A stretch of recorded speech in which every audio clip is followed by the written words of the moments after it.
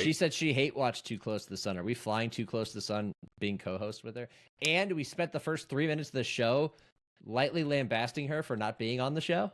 Yeah, but we did it in a loving way, so... Did we? Katie, I'm sorry. She's like 1,800 miles away from me, but I'm gonna lose sleep over this now. Right? Like, she's like subconsciously like, I don't know, going to curse us? I don't know. She has voodoo dolls of us. She's gonna put a curse.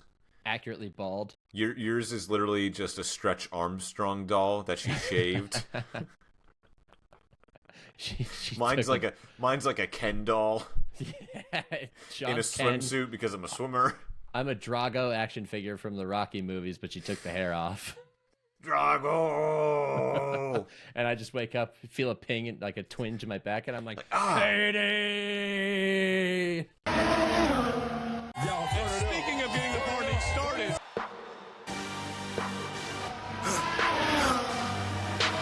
For the victory lap, though. They ain't never seen nothing like this before. Lit the room when I came through the front door. Ask me if I should overcome, what for? Train in the trees, please pardon my sycamore. Touch burning sands, cross lands, and stormy shore seasons in the year, yeah. Switch gears, with dipping headers in the rear. At the blood, sweat, and tears, and my goal so near. I see my victory so clear. I see my victory so clear. And today, we break through. And today, we break through. And today, we break through. And today, we break through. And today, we break through. Hello, everybody, and welcome to the only podcast in the world that's equal parts grid and iron. If you couldn't guess, it's the Gridiron Podcast. We named it that because, well, we like to talk about our two loves at once, that being Formula One and football, hence the grid and the iron. Usually joining us, it's a three-person panel. I myself am Sean Barie, holding down the fort up in the land. Cleveland, Ohio is NFL.com talent writer Nick Shook, the bald behemoth, as he flexes on the haters and the lovers. I don't know, man. He be flexing on everybody. Yeah, and equal opportunity muscles here, baby. Exactly. Equal opportunity muscles. You should print that on a t-shirt, Nick. That's I'm pretty good, frame actually. it behind me. Yeah, equal opportunity muscles. And normally we are also joined by our Canadian queen from Kimberley, BC, Katie Caldwell, but Katie's not here because she has a hair appointment? Well, no, if you recall last week's show, she just slid in there the idea of, or we can take a week off. She said, or we can take the week off. We literally, if there is audio proof, there's video proof. Last week on the show, where we were like, should we get our Japanese Grand Prix predictions out of the way now? That way we can have next week off, maybe. And after like debating it for a minute, live on the pod, we decided, no, we'll record this week and we'll do our Japanese Grand Prix predictions this week. And then Katie hit us with ooh, I can't record. I have a hair appointment. I think it was hair or nails. Hair or nails. Check the group. One of the two. She has a beauty. Point is, we're putting her on blast and throwing her under the bus because she was like, I thought we weren't recording this week. Eyebrow appointment, which is all the rage among the women. Gotta get not even hair or nails. Microbladed, and they like brush them. By the way, Sean, I'm just gonna say this right now. As a single man, I love how you just threw in that you're a single man, ladies. Eyebrows are at their peak in history. They have never been more manicured and taken care of. I mean, they look great. Good job, ladies. You're doing a fantastic job. And Katie obviously is doing her part by skipping the show to go get her eyebrows done. Because she thought we agreed that we weren't recording this week, even though there is audio and visual proof that we all agreed that we would record this week on the Gridiron Podcast. So Katie's, I would classify this as an unexcused absence. You know, the brow place must be in high demand. I know. I mean, this is clearly going to be the cold open to our pod. So, yeah, Katie, way to go. Missing the pod to get those eyebrows did. Hope it was worth it. Get your her did. Get your eyebrow hers did. Sean, what episode number is this? This is episode 68 in honor of the great Jaromir Jagr. Jags, one of the best hockey players of all time. We are going to be breaking down the upcoming Japanese Grand Prix, which actually gets underway, at least for practice, in a couple hours here on the other side of the globe as we record on the eastern coast of the United States. And then we're going to talk NFL owners meeting as well. Got a lot to get to tonight, but we can get out of here at a tight 35-40. So, Nick, let's head over to Japan. It is round 3 of the 2025 Formula One World Championship. We are in, Japan, as I just said, for the Japanese Grand Prix. It's the start of a 3-week leg in the F1 calendar. They're going to Japan, Bahrain, and then Saudi Arabia. So this is when the calendar really starts to tick up a notch. We had a week off, but Japan is always one of the best races on the calendar. There's always the threat for rain. It's a great track. The fans are amazing. It's fun for me too, because it's one of those races where I, as a night owl, can stay up and watch it. It turns on at 1 p.m. or 1 a.m. East Coast time here in the U.S., so it's kind of fun to stay up till like 3 a.m., have a cocktail or two, and watch a F1 race. The last time I tried to do that with was it Australia? It would have been Australia. No, it was China. It was like 3 a.m. when it started. And yeah, China was 3 a.m. Australia was 1 a.m. I turned it on, and I was like, all right, let's go. And I passed out within the first 5 laps.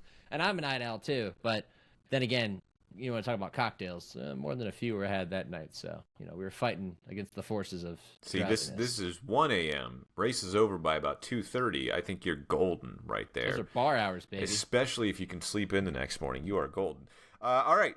We're coming off the Chinese Grand Prix 2 weeks ago. It was an Oscar Piastri win. Lando Norris finishing P2 from the McLaren 1-2. Third straight race, going back to last year, that McLaren have won. And then you had another podium finish by George Russell. He's 2 for 2 on the podium so far this year. Mercedes looked like the second best car on the grid right now. McLaren definitely looked like the best car. So, without any further ado, you can play along with us if you would like. Comment in the section or in the chat section. Also, you can hit us up on service. What's up? I said in the section, getting bottle service. Getting bottle service. Katie's getting her hair did. We're getting bottle service on the Gridiron Podcast. As always, you can find us on social media. We are on Instagram. Just search @GridironPod. That's on IG @GridironPod. You can also email us at thegridironpodcast3. That's thegridironpodcast number 3. Damn those other 2. It's not as good when Katie isn't here.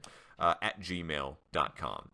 I took my stance. I'm not participating, and obviously don't put the "it's better when Katie is here" part. It's just the Gridiron Podcast 3 @gmail.com. Yeah, cut that nothing part positive out. about Katie. Cut that. Yeah. We love to hear from you too. Trying to build the social media following, help us out there. And as always, you can find us wherever you find your favorite podcast. Oh wait, did you say the Instagram? Yeah. Also at youtube.com/@gridironpod. Very easy for you to find because it's hard to search for the show name. youtube.com/@gridironpod. There you go. Find us on social media. That's how you connect with us. We're a fun bunch. Anywho, let's head over to Japan. Let's do our podium predictions, Nick. I want to do this because it's just you and I tonight. It's just the old Sean and Shook podcast back together again. Man. We got the old Kent State boys back together again. So we're going to count down 3, 2, 1. We're going to give our podium places. You go 3, I go 3, 2, 2, win. All right, cool. Let's do it. Who do you got on the third step of that podium? Let's go. It's gonna sound like it's chalk. Actually, you know what? I'm gonna take a big swing here. Okay. And he's dealing with finals in school right now, but I'm gonna go Kimi Antonelli P3. Kimi Antonelli P3. He has had 2 really good drives to start the year. He has. A P4 in Australia, a P8 in China, and he won Driver of the Day. He was voted Driver of the Day, in which was the best reaction to a driver ever winning Driver of the Day, because Toto Wolff gets on the horn. He's like, Kimi, you were voted Driver of the Day. And Kimi, this freshly 18-year-old little Italian kid, goes, me? He's like, yeah, I know, strange, right? Like, even Toto was like, yeah, kind of weird, right? Like for P8, like everyone was just like, I don't know if you deserve that, but sure. You don't, but I mean, here are your flowers. You can take it. I respect it. I respect the first podium for Kimi Antonelli. Mercedes definitely look like they have the quick car. It is contending with the McLarens, but I am going to go Max Verstappen, P3. Because if you notice, Nick, they're running a white livery for Japan, and I don't buy that for a second. I think that they are just borrowing the Racing Bulls car, because Max Verstappen in a Racing Bulls is actually probably better than a Max Verstappen in the actual Red Bull car. But Red Bull is always fast at this circuit. They were 1-2 there last year. Obviously, Red Bull are a shell of what they were, at Suzuka last year. But I still trust Max to bring the absolute best and then some out of that car, so I will take him P3 in Japan. All right. Well, P2, shocker. As the Red Bull fan with the Red Bull car. That Finally was took it out. Finally took it out of the box. Was that the Red Bull car? This is the Red Bull car. Oh, okay. Sorry. From that angle, it looked like it said Petronas on the side. I was like, Nick, that's a Mercedes. Never. I'm going Max Verstappen P2 for all the reasons that you just said, and the white livery, because the white livery is gorgeous. One of the best liveries we'll ever see in F1. A better take on the white livery than a few years ago. Did they drag out the tees and to the reveal? Yeah, absolutely. But did Haas beat them to the tees? Yeah. Yes. Good job out of you, Haas. You must have got one of those Madison Avenue marketing firms on your side. But can you tell I'm rewatching Mad Men right now? Yeah, Max is going to be on the podium because of every reason you just said. This is a place that he thrives regardless of how good his car is. And so that's why I'm going P2, Max Verstappen. Nick, call it what it is, newly single, watching Mad Men. That seems like it's a bad combination. Oh, it's a rewatch. I've already watched it. I know, but that just seems like... I know. It's a great piece of television, It is a great Sean. piece, but, like, don't go the way of Don Draper, Nick. Don't be Don Draper. Obviously. Right? No comment. For P2, I wrestled with this one. I wanted to put someone like Lewis Hamilton in there or Ferrari, but they just don't look like they have it together right now. Like, we came off the high that was Lewis winning the sprint race in China, and then a double, not DNF, a double disqualification at the end of the race, at the end of the actual Grand Prix in China. And they were for different reasons, too, which kind of scares me a little bit. Like, if they were both for the same reason, be like, oh, okay, well, we can just fix that one issue. It was for two different reasons. Charles' car was too light, and Lewis's car was too wide. Like, how are you messing up this bad? So I'm not going to put Ferrari in there because I don't trust them yet. So you're saying the F in Ferrari stands for flat Stanley? Like too flat? I'm too saying wide, the F in too Ferrari light? stands for F around, and they're finding out. Oh, there you go. That's better. Good So job. I'll go P2. I feel like this is now chalk. I'm going to go Oscar Piastri. Good performance coming off his win in China. And then say P1, Nick. P1 is going to be Oscar Piastri. You McLaren. son of a bitch. Yes, I am holding a vendetta against Lando Norris. This is That's a track. fine. They have the superior car. It's shocking that I didn't put two McLarens on the podium, but I'm trying to be entertaining here and be a little different, just for the sake of being different. And frankly, I think Oscar may end up being the better driver. And I think that this is a track that could claim Lando if he's not too far out in front. We'll see how practice and quali goes to really determine that. But as it stands right now on Wednesday night at 11:09 p.m. Eastern, Oscar Piastri is winning this race. Before I give my winner, and I think you know who it's going to be, do you want to text Katie and see if she's got a podium prediction just on the fly? You might as well just go because it's going to take a second for her to get back. I know, but here's the thing. I was struggling so much with who to put on the podium in China, and I didn't put both Oscar and Lando on the podium in China because China is a slower track. It's got some winding, slower corners. McLaren have never been good at that. They're still not good at that. You can look at the timing sheet. They are not as strong as Mercedes or Ferrari in the slow speed corners. And yet, McLaren still finished 1-2 in China, a track where they probably should have been at their worst. They still looked like they were at their best. And that was a track where Lando just was not strong all weekend long. He looked like he was on the back foot from practice one. So that being said, if they were that strong at a track they shouldn't have been strong at, this is a track they should be strong at. It's fast. It's got fast corners. I'm going Lando Norris P1. His second win of the year. McLaren extend that win streak to 4 in a row, and we've got a proper championship battle on our hands as Oscar and Lando just go back to back. Cannot disagree with most of that. Katie did not send in her podium predictions. I hate it. I don't hate it because... Can I pretend to be Katie and give her predictions? I don't want to hear your Katie impression. I just hate that Red Bull dominated, and even I hated that as a Red Bull fan because it just took away the entertainment, and McLaren's car is superior right now. I hate it. But it's not... Okay, McLaren's car isn't as dominant as that 2023 Red Bull car, though. Not yet. No, It's no, pretty close. It's pretty close. it's not pretty close. Max was winning races by 30 Well, seconds he's also over an his amazing teammates. driver.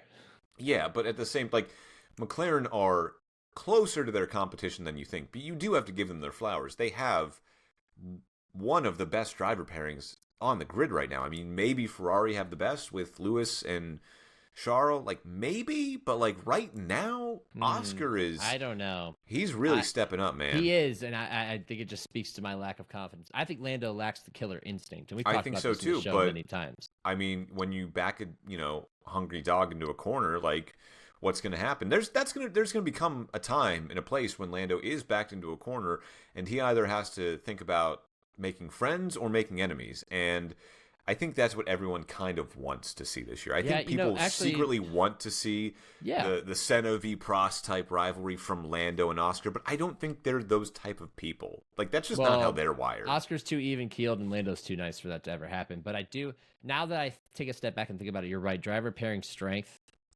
Because you think about the other pairings, and it's like, yeah, I guess none of these other teams really can, except for Ferrari. So I guess you're right. It's actually, that's good. It speaks to the relative parity that we're seeing in F1 right now, kind of similar to the NFL. So I like it. You're right. Yeah. All right. So you went with you said Oscar Antonelli. Oh, you said Antonelli, Verstappen, Piastri. All right. Lando's not on the podium. I went with Piastri, Verstappen, Norris. It's the Norverpia. We will see its return of the Norverpia, the new Hamverbot. All right, there's your podium predictions brought to you by no one because we are not sponsored. If you want to sponsor us, hit us up. Where, Nick?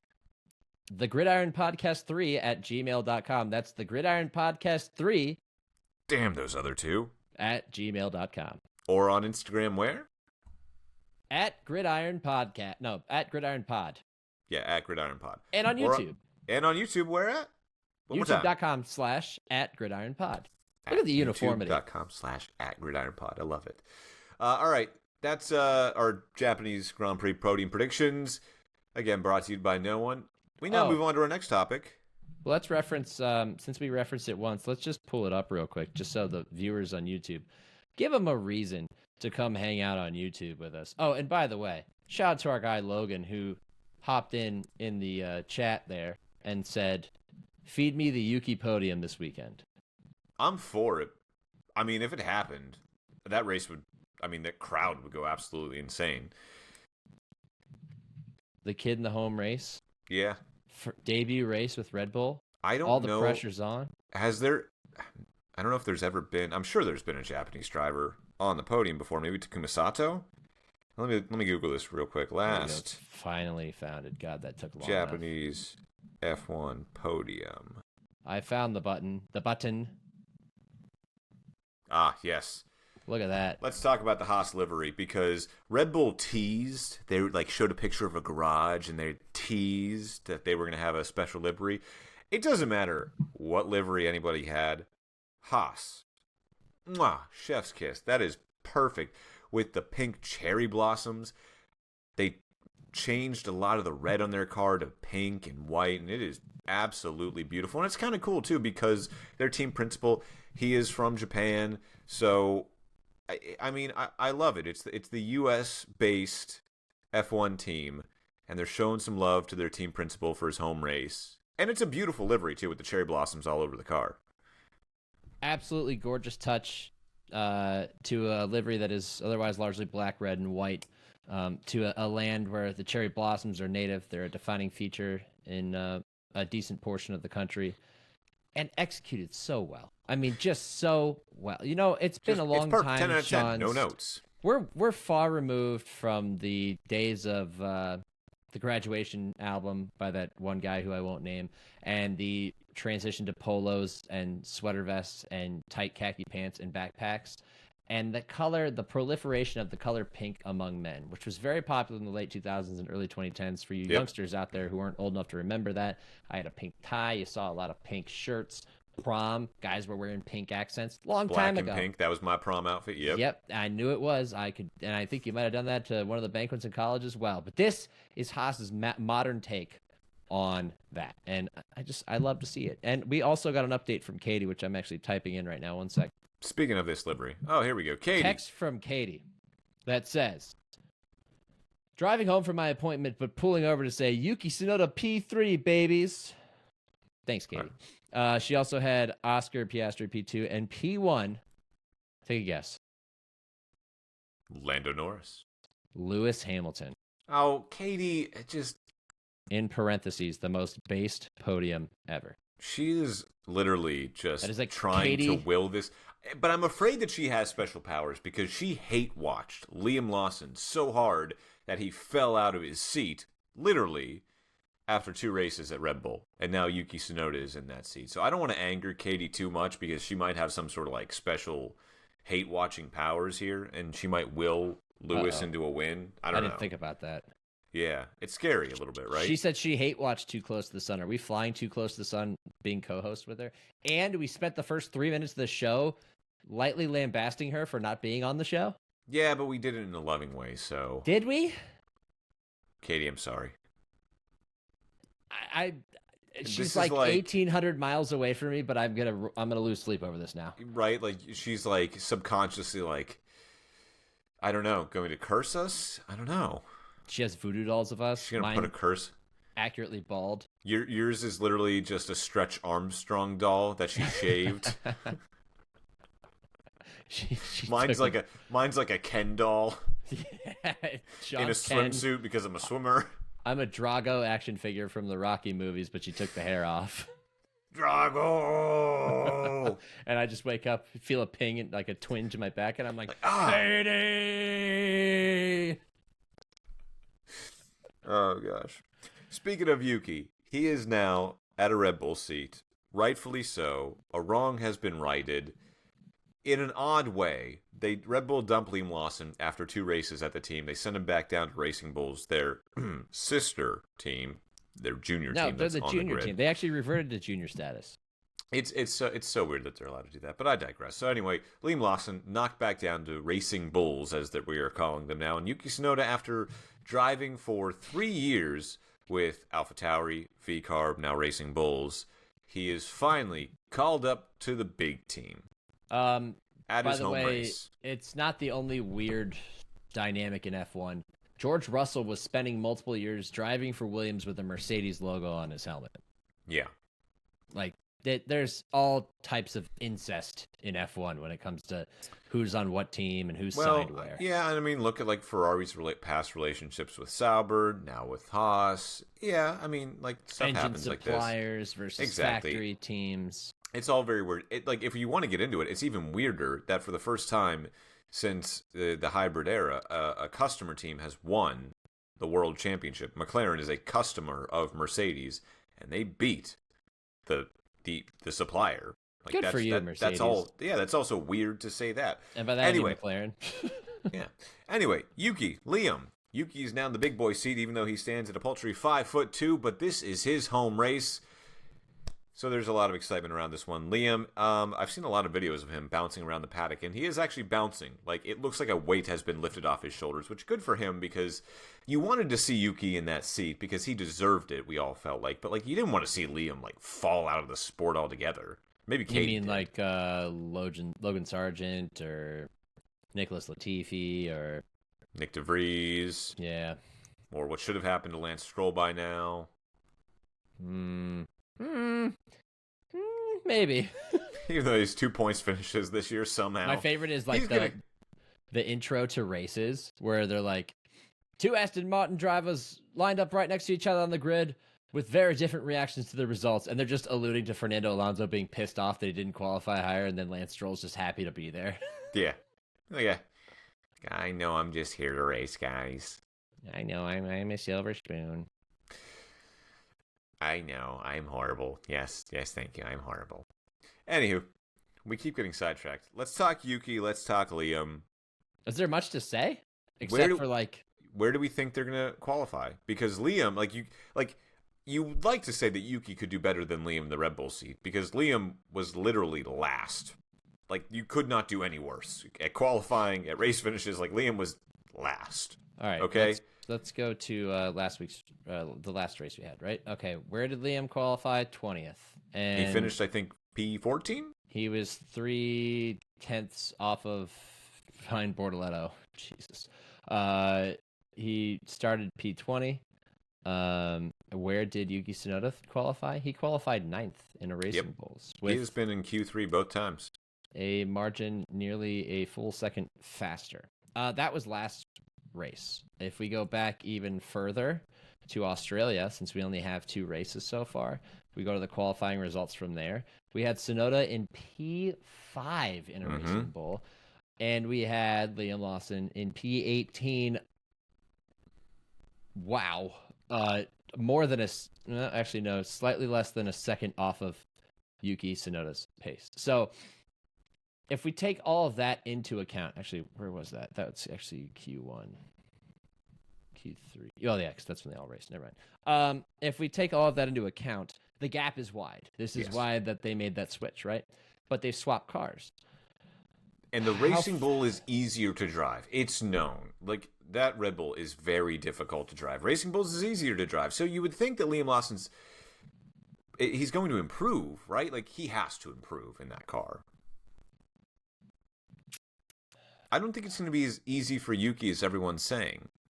Like, if Yuki can get into Q2, I think that might be a minor miracle. I think we're going to learn everything we need to know from free practices. As crazy as it sounds, because it is just practice. But, like, if he comes out there and looks like he's driving a boat, then I think it's a fair claim that they're going to be very close in qualifying. But if he actually gets a better handle of the car with more experience at the F1 level, then obviously we would expect him to be higher. So the answer, I mean, it's tough because we're going in blind. We're going in completely blind. Having said that, Yuki's the better driver. He's the one who deserves the seat. He will qualify ahead of him, but I don't think he makes it into Q3. No, I don't think so either. I am going to say Liam Lawson will qualify P14.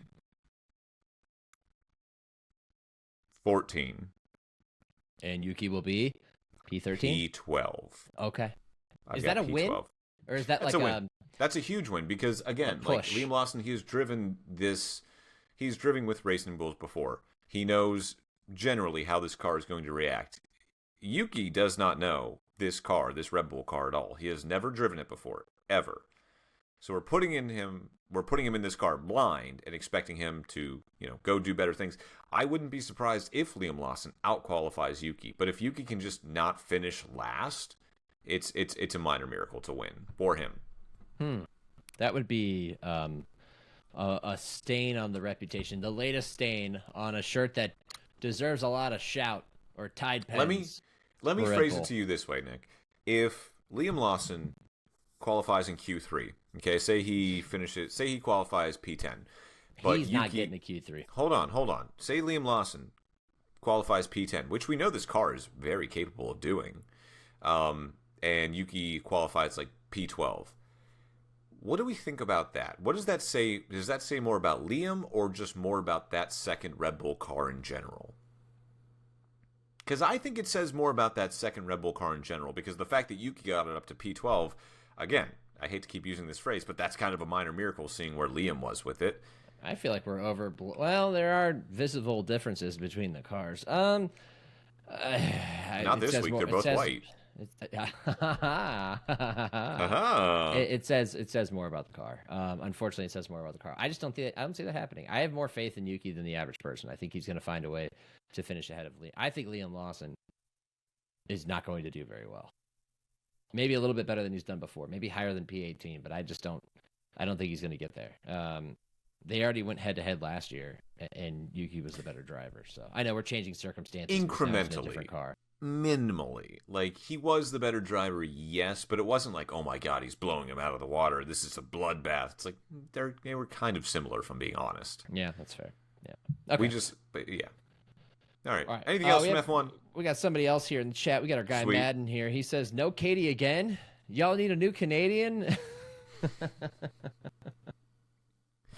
Well, we tried to get a new Canadian, but, 25% tariff. It just wasn't worth it. We don't have a budget already. Yeah, we don't have a budget. We can't pay that tariff. We can't even pay Katie. I don't know. Do we owe her a tariff? I don't know how any of that stuff works. No, well, technically the tariff jacks up the prices and the consumers pay it. And if we're consuming her service, I'm just not going to go down that road. No. Crap, we owe Katie a lot of money. Well, you know what she's going to get? IOUs, baby. We owe the American government a lot of money because we're importing Katie. Oh, crap. I blasted on my tax return this year. Maybe it's a good thing she's not here. I know, for real. Sorry, Uncle Sam. Let's switch gears now from F1 to our other side of the podcast, the gridiron side of it. We had NFL owners meetings this week in West Palm Beach. Nick, did you go? Did you soak up some rays down here in the Sunshine State? Look at me. For those of you watching on YouTube or Twitch, I'm pale as hell. It's still winter. I'm actually starting to get into my tan era. We don't care about your tanning. Outside. We don't care about your tanning, Sean. Nobody cares. Hey, nobody cares. I have been to 3 straight baseball games outside. And the first baseball game that I'm going to go to next week has a high of 33 degrees, and I'll be there. Oh, gosh. It was 94 at first pitch today down here in Tampa. And I saw Paul Skeens, and he is perfect, and he is ours. And he can do no wrong. For the next few years. For now. By the way, this talk will make Madden happy. He said, I'll waive the tariff to only talk about football and not F1. That's not funny.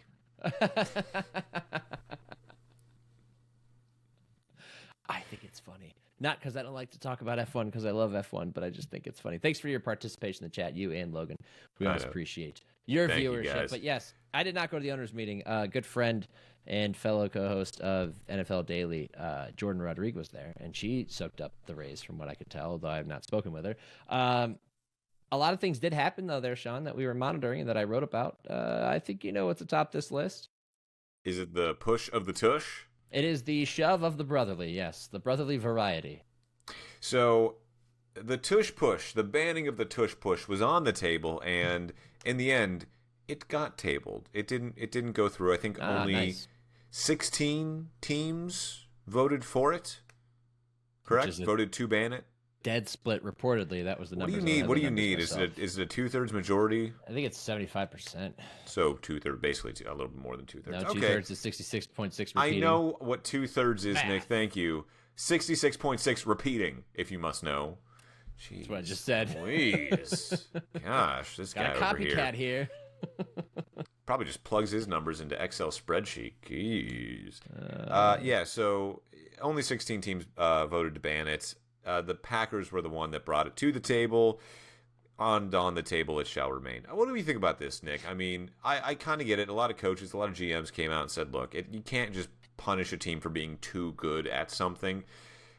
On the other hand, I can kind of see why we wouldn't want it in the game anymore. It wasn't too long ago when the wedge block on kickoffs, I mean, now we have just a different kickoff rule entirely, and we'll get to that in a second, but it wasn't too long ago the wedge block was outlawed. Now we've basically just moved it into kind of like a 1-yard scenario, and I can see like why it's unsafe, right? Like you're putting an immense amount of pressure and stress on the interior defensive line, interior offensive line, the linebackers, the quarterback, the fullback, the runner. Like I get it, it can be a dangerous play, but at the same time, just because the Eagles are good at it, like why are we? It's like the torpedo bats right now in the MLB. Like why are we going to ban something just because one team figured it out before everyone else did? The justification for it is purely performative, in my opinion. And here's why. The Packers brought it forward, and Sean McDermott was on board with it. And to his credit, he admitted that they don't have any hard data to back up the claim that it's an unsafe play, that it's a dangerous play. It looks unsafe. But yeah, you're right. I can't remember someone being carried off on a stretcher because of a tush push. Yes, exactly. And anecdotal or otherwise, we don't have the evidence that backs that it's a dangerous play. Now, in terms of physics, we do, just because, like Jason Kelsey, you said he used to just drop F-bombs as soon as the ball was snapped as he went into the pile of humanity that is the line of scrimmage on a tush push. But it's still not that much different from a quarterback sneak, which we've been running since the start of football. Right. It does resemble a rugby play. But it's a scrum. My issue with it is that the justification for it lacked weight. It lacked legs. And the greatest example of it was the way the Packers representatives approached it. Matt LaFleur wouldn't talk about it on record prior. Brian Gutekunst, the GM, left it for others to talk about until then talking about it on Monday. And he claimed pretty firmly that that people in the league are very worried about it, and the data backs it without pointing out that there is no hard data. Right.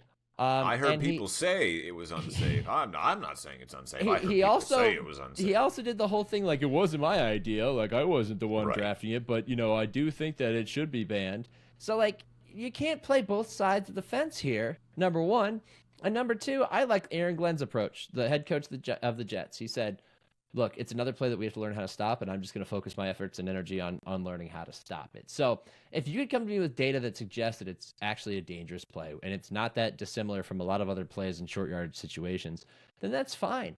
But all it is to me right now is attempting to outlaw a play that personally victimized you in a key game. The Packers losing to the Eagles in the playoffs. They were victims of it twice in the goal line, I think, in that game. If that's your reasoning for it. Was it the Rams who kept jumping off sides? No, the Commanders. It was the Commanders in the NFC Championship game. And that's like my point. That's one way to stop it. And the funny thing about the Bills is only two teams ran at a high rate last year, the Eagles and the Bills. And the Eagles were better than the Bills at it, but the Bills were pretty successful at it, except when it mattered most in the AFC Championship game against the Chiefs, because they had a tendency to run at the left side. Chiefs knew that was coming. They stopped it, probably. We'll never really know if he got the line to game, but it was ruled short of the line to game. Pissed off a lot of people with that comment, Nick. But what I'm saying is like don't pretend like you're concerned about player safety when you just don't want the play to be legal anymore because you can't stop it. It's as simple as that, in my opinion. And I think even McDermott said, he was asked, like, if it's not banned, would you consider using it? And he didn't say he wouldn't. That's all you need to know. I think the Packers went about this the wrong way. They decided to attack the play itself and not the act behind it. When I say the act behind it, I mean the actual shove. Growing up, Nick, were players allowed to push their teammates forward? No. The NFL changed the rule in 2005 to allow people to be pushed forward. That's what needs to be changed. No more of this. Like, clearly forward progress is stopped. And all of a sudden, here comes a 310-pound offensive lineman to push the guy forward another 5 yards. Like, that to me, and I see it so much because they're allowed to do it now.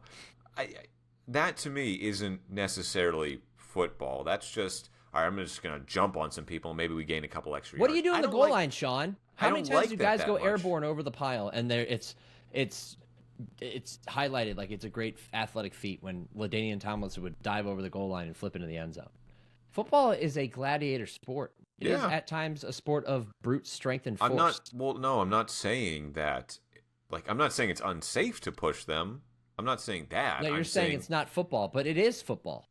Should it be? At its core, it is in the origins of football. Before the forward pass was invented, football was like rugby. Yes, the game evolves, but I don't think it's terrible to have one old school play. Let's talk about a fullback dive. It's basically the same idea. You still got to win the war in the trenches. So what if he gets a little bit of leverage help from some guys behind him? That's fine, but I'm saying if a running back gets stopped at the 1 yard line, you shouldn't have like 5 offensive linemen then and come push him over. Like, he didn't score that touchdown. Let's change the scenario. It doesn't come from under center. But a guy gets stymied at the 2 yard line, and all of a sudden his linemen are downfield. And, look at them all rallying together, and they push him into the end zone. Glorified. Everybody loves it. Look at the teamwork. Look at the hustle downfield. Yeah, but What's the difference? I personally don't like that much. Maybe I'm just a fan of the no fun league, but I don't like it that football, much. Baby. I don't like it and that you know much. what's funny is when that rule was changed in the NFL, it was right around the same time that the USC Trojans went into South Bend, Indiana, and came back and beat the Irish. And we had the infamous Bush push, in which Matt Leinart snuck it out from the 1 yard line, and Reggie Bush pushed him over the goal line in the final seconds of the game to beat the Irish. So this is football, guys. This is football, whether you like it or not. Learn how to stop it. That's all I have to say. Learn how to stop. And again, league officials that were there say they are concerned about player safety. But I think that these charges that it's such an unsafe play, it's not like the wedge block. The wedge block was outlawed because in the old kickoff, guys are running 40 yards downfield at top speed and colliding into each other. You're a yard apart. Let me ask you a question. Let me ask you a question then. The second, as I said, I can't remember a time when someone was stretchered off the field because of the tush push. It's bound to happen at some point. First time that happens, are we going to bring this back to the table and put it through? Probably. And that's usually how things go. It's a reactionary world. I was going to say it's a reactionary league. It's not just a reactionary league. It's a reactionary world. No, my stance is not going to change on that either because, again, I mean, the NCAA was formed because too many people were dying playing college football. That is my favorite sports stat. Why does the NCAA exist? Oh, too many people were dying. Teddy Roosevelt was like, too many kids are dying. Hey, guys, Kids are dying in college. Oh, from what? Football. We should probably do something about The horseback riding, war fighting guy who speaks softly and carries a big stick, Teddy Roosevelt, was so concerned about deaths in football that he made an entire organization to govern the sport, okay? We're not there. That's not what this is. Years later, it brings in like $9 billion a year, but is non-profit. Yep. All started with the Rough Riders, let me tell you. There you go. All right, so the owners' meeting, Tush push tabled. It's going to still be in the league, so your Tushes may be pushed for years to come. What else, Nick? What else we got from the owners' meeting? We had kickoff changes. Dynamic kickoff now permanent with one adjustment, and it's solely to dissuade teams from kicking the ball into the end zone, which Greg and I talked about this on NFL Daily a lot during the season. It did not make sense in many situations, just in terms of game flow, in which teams would kick the ball into the end zone and give the other team the ball on the 30-yard line. So with that in mind, the league has approved moving that touchback when the ball is kicked into the end zone and beyond the landing zone. They're going to move that up to the 35-yard line, which then incentivizes you to kick more kicks into the landing zone, which encourages more returns, which encourages more excitement. I feel like this was, hey, we're going to put it at the 30-yard line, so, that's pretty significant. And they're Because like, it used to be the 20. we'll give the 5 extra yards. Hey, man, it used to be the 20, and then it was the 25. Now it's the 30. And teams crawling. were like, it's just been army crawling up the field. It 20, really 25, 30, 35. Teams were like, I don't care if it's at the 30, the 25, whatever. Give them the extra 5 yards. So it's like, oh, no, I'm going to put it at 35 now. 35. And now we're talking. If you keep doing it, we're going to put it at the 35, then the 40, and then the 45, and then we're just going to put it at the 1 yard line. Penalty. And then the message there is, stay out of the end zone. Stay out of the end zone. Stay out of the end zone. So, I don't know. What do you think? Is this actually going to work? Yeah. Is the 35-yard line enough of a line of demarcation to make teams go, I don't know. I don't want to give Patrick Mahomes the ball at the 35. I want him to have it at the 30. So this is not based on hard data because I haven't looked it up and charted it myself. But anecdotally speaking, when the dynamic kickoff debuted in the preseason and early in the season, like the average return would end at like the 26. 9 more yards is 9 less yards that offense has to travel to score a touchdown or get into field goal range. I do think it will convince a lot of teams to hang that ball near the goal line and encourage returns. And ultimately, the league's going to get what it wants, but we'll see. I don't know if it's going to quite have the absolute intended impact. Like everybody's kicking into the landing zone. I think there will be times which they kick it away anyway, especially against teams with dangerous returners, but it'll get closer to what they want, I think. No, I think so too, and I like the new kickoff rule. I was a fan of it when it was entered into the XFL. I was a fan when the NFL was like, we'll give this a try, and I think it created a better product because kickoffs were just becoming a formality anymore. It was a dead play. It really was just annoying. It was like an intentional walk in baseball. All right, anything else from the owners' meeting, Nick? Are we all caught up? The last couple of things to pay attention to. Playoff seeding. There was a proposal from the Lions to do what the NBA did about a decade-ish ago. I don't want to play in tournament in the NFL. Which is, wow, you said tournament, Sean. Florida's really taking you by storm, huh? Oh, look at that. Yeah. Tournament. In the NBA, they did away with preference for division winners. Because divisions in the NBA don't mean anything. It's all about total record. So they took away giving them the division winners the top 3 seeds, and they just seeded by overall record. The proposal from the Lions was to do the same with the NFL playoffs, where division championships matter a lot more because a division title guarantees you a home game in the playoffs on wild card weekend, or if you are the 1 seed, divisional round weekend. In other words, people are tired of coming to Tampa Bay to play a 7-9 team or a 9-7 team. Yeah, the Texans last year hosted the Chargers, for example. The playoffs actually would have been pretty dramatically different. The seeding would have changed. The Packers would not have played the Eagles in the first round. I believe they would have played Tampa Bay. The matchups would have changed. It would have made for a different playoff landscape overall. The Vikings would have had a home game as one of the top teams in the NFC. They ended up going on the road to play the Rams in Arizona because of the wildfires in LA. A lot of it would have looked a lot different. I'm in support of this. It was tabled. So the next scheduled meeting is in May. They can talk about the Tush push then. They can talk about the seeding then. We'll find out. And the last item of note is minor, but it matters a lot to the people who live here. And it matters a lot to 12-year-old Nick Shook. For the first time in NFL history, NFL owners have agreed to finally incorporate the records Oh God! from the All-American Football Jesus Conference Christ. into the NFL I records. saw which this means and I was the like, Browns "This is stupid." just got 4 more titles, baby. Let's go. God, shut up. No, you didn't. Vindicated. I'm just gonna say it. No, the you didn't. claim I made for years as a then diehard Browns fan, even though I don't care about them nearly as much anymore, I'm finally vindicated. Let me just tell you all a story. When I was in Northeast Ohio, going to Kent State University, I heard from so many Browns fans, as a Steelers fan, we have more championships than you, really. No, you don't. You've never won a Super Bowl. Yeah, but we won 4 NFL titles. Okay, we have 6 Super Bowl titles. The Steelers have 6 Super Bowl titles. The math still ain't math. And we won 4 AAFC. What the frick is an AAFC? I had to look it up. Oh, the league where 7 teams played in it? No. The league in which the Browns were so good, Get they won it out of existence. They won all 4 titles in the league's history. Get out of here. And then they went to the NFL, the big boy league. Oh, they're not going to be anything. They're from the AAFC. And in the first year, they won the title in that league, too. You know what? When Major League Baseball last year was like, we are finally going to incorporate the statistics from the Negro Leagues into Major League Baseball, I was like, yes, as you should. But the NFL swing and a miss on this one, man. He's a hater. It's because he's a Steelers fan. If the shoe so was on annoying. the other foot, he'd be puffing his chest out right now. Nick, the Steelers have also won leagues where, there's only a handful of teams in it. It's called division titles. Try winning one of those every once in a while. That division is not the overall championship. Try winning one of those every once in a while, and then Sean, we can can you talk. tell me how the Steelers were before 1970? Because as I recall, they were dog shit. Just want to remind you of that. Can you tell me what the Browns have been like since 1970? Since 1999, dog shit. There you go. There you go. Unintended. There you go.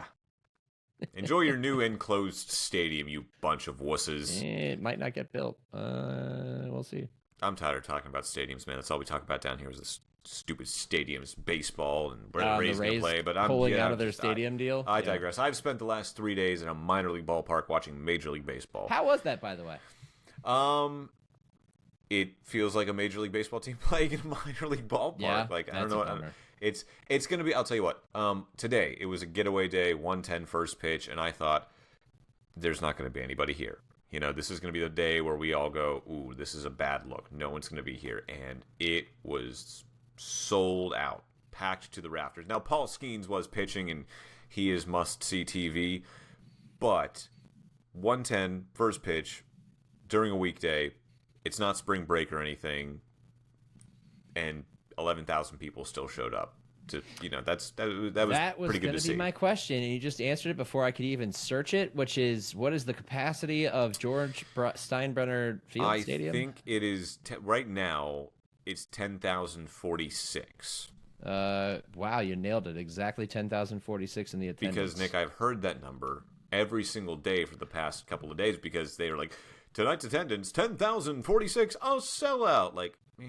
And I'll tell you what, a couple of those games, they might have been sellouts, but I would like to see the tickets scanned numbers. Yeah, because there were not 10,046 people there. There were empty rows. Yeah, there were empty sections. It's not a good look. The Red Sox claimed the longest home sellout streak, and they were totally giving tickets away. Did not stand up against the Indians' sellout record of 455 straight games. But it's funny that you mentioned that because when the Browns had the Cavs the first time around, they used to do this hype video in the fourth quarter where he'd be like, Cleveland, and they'd all be like, we need you. Stand up. It's time to rise up. All 20,562 fans. And I'll never forget that number. It's not that now because they took out a section of the seats to make a nice open-air bar. But I'll never forget that. It's funny how some numbers are just burned into your brain. Yeah, exactly. So it's been interesting. I mean, you want to hear the weird thing, and this isn't a baseball podcast, but the Rays are going on their first road trip of the season. It's a weekend long, and then they come back for a 3-week homestand. Oh, my God. And then they leave for 3 weeks. Because well, Sean's going to have some time off. If you know anything about Florida, it's hot. And it rains a lot in the summer. So it's kind of ideal for them to play in a small stadium considering they can never sell out the Trop. Oh, yeah. They have to tarp seats over in a small dome. This is perfect for them. Hey, we cannot talk ill of the Trop right now, man. Okay, yes, we can. No, it's going through it. Okay, we can't. The roof was ripped off. Like, come on, respect the Trop now. No, I'm not respecting the Trop. It's just another sign that they should have built a new stadium a long time ago, and now they're not going to, and they're going to cost themselves a baseball you are team. preaching to the Oh, choir. but I digest. Oh, you're preaching to the choir. You know, it was really fun because they were playing the Pirates this week, so everybody in that stadium was chanting "Sell the team," and I'm like, I think Pirates fans are joining in on the chant too because they also want Bob Nutting to sell the team. Rays fans want Stu Sternberg to sell the team. So everybody here just wants someone to sell the team. They don't care who. But actually, it works out for chants. It Sell was. the team, Bob Nutting. Sell the team. I'll give credit to Stu Sternberg. He is sitting there and taking it. So yeah, it's either foolish or it's smart. I don't know which one it is yet, though. But anyway, this has been episode 68 of the Gridiron Podcast. If you stuck with us for all 49 of these minutes, thank you so much. Thank you to Katie for sending in her podium predictions via the text channel. The emails. Via electronic mail. And thank you so much to everyone that chimed in, listened along with us. For Nick Shook, I'm Sean Barie. And as always, live life in the fast lane. You can find us on social media at GridironPod on Instagram, youtube.com/@GridironPod. Email us, thegridironpodcast3@gmail.com. And come back next week for the episode we've all been waiting for. Episode 69. Nice. Nice. The debut of Katie's new eyebrows. Good night, Canada. Good night, BC.